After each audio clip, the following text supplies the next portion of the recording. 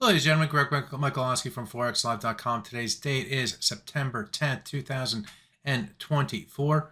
This is the Kickstart video where I take a look at three of the major currency pairs, the euro versus US dollar, the dollar versus yen, and the sterling versus US dollar from a technical perspective. So let's get started. Looking at the hourly chart of the euro versus US dollar. In trading at this time yesterday, we had moved lower and we consolidated up and down, up and above and below the 38.2% retracement for the rest of the U.S. session. We closed just below that 38.2% retracement. What have we done today? We've moved up, down and up again with making a new low on the for the week, I guess, first couple of days of the week. That's it. But we did test the low price from last week's trading. In the process, that level came in at the 110.25.6 level, and you can see that the low prices that we saw in trading here today came right bound to that area and found support buyers against that level. So we're creating this floor here at the lows from last week. On the top side, getting above the 38.2% retracement still needs to happen, and the price needs to stay above that level to give the buyers more confidence and perhaps work up toward the low price that we saw in Friday's trade near the 1.10648 level. Just above that is the falling 200-hour moving average is catching up to that level as it is downward sloping. The 100-hour moving average is also starting to move to the downside. So all these three levels right through here are starting to get closer and closer together between 1.1064 and 1.1074, just about 10 pips. So that's going to be a key resistance level on the top side as well. So we have the support against the floor. Resistance initially will get above the 38.2, and then we'll look toward the 64 to 74 level on the top side. Let's take a look at the dollar versus yen next. And if we take a look at that from the hourly perspective as well, I had this swing area right through here outlined going back in time. The swing area was defined by a different low here, low here, low here, low here, low here. You get the point with a nice little floor there. And then what do we do over the last 4 trading days of trade above and below that area? I should say that in trading here today, we finally found willing sellers near the high of that level. And trading yesterday, we moved above it.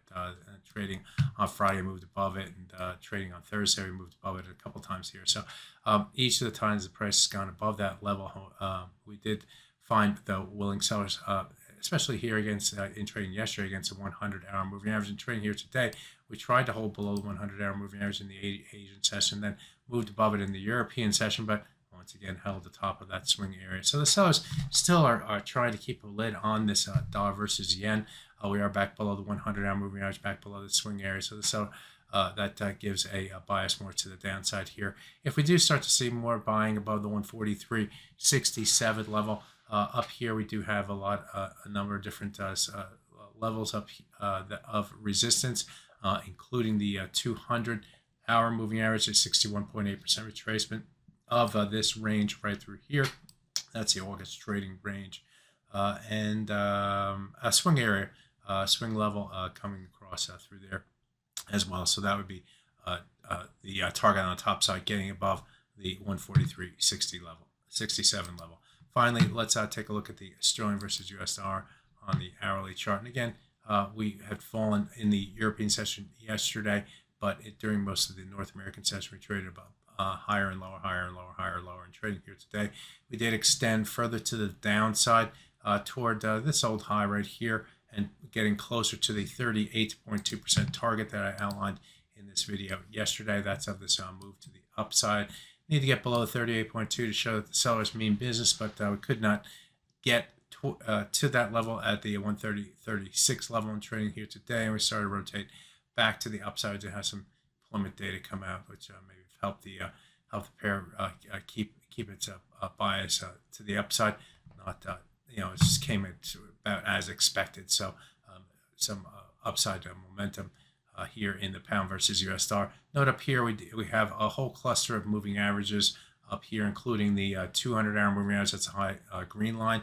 The blue line represents the 100-hour moving average, and this blue line, the lower one, the step one, represents the 100-bar moving average in the 4-hour chart. All those are starting to converge near the 131.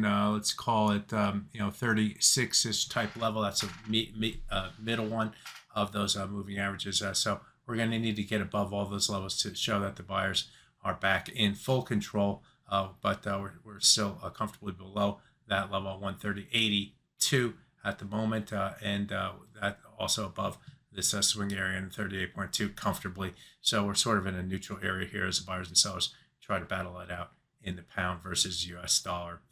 So there you have it. We do have the ECB interest rate decision coming up later this week. We also have US CPI to be released, I think tomorrow.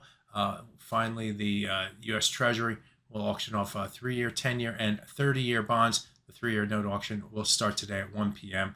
We'll get the 10-year auction tomorrow and the 30-year on Thursday. So that is going to have an impact as well on the market. We are in a quiet period, although 2 Fed officials are scheduled to speak. I got to assume that they're not speaking on the economy or monetary policy, but things like regulation and boring stuff. So although Barr and Bauman are both scheduled to speak, do not expect anything from them in regard to policy, as we are in the blackout period for the Fed before their interest rate decision a week from tomorrow. So there you have it. My name is Greg Michalowski. Good fortune with your trading. Bye-bye now.